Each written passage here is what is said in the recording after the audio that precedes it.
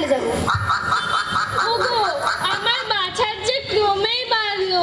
ওগো মুখুজ্জে মশাই। কি গো বাছা?